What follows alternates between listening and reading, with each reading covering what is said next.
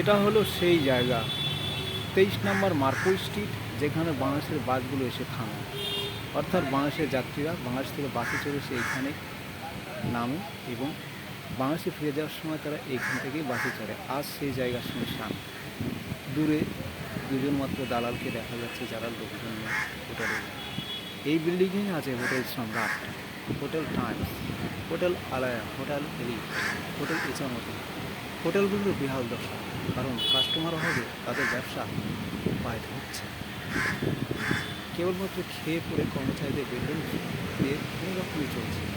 এই অবস্থায় সংকট কবে চলবে? কবে এই সংকট থেকে এরা মুক্ত হবে? বাংলাদেশের শেখ হাসিনার বিতাড়নের পরেই এই সমস্যার সম্মুখীন হতে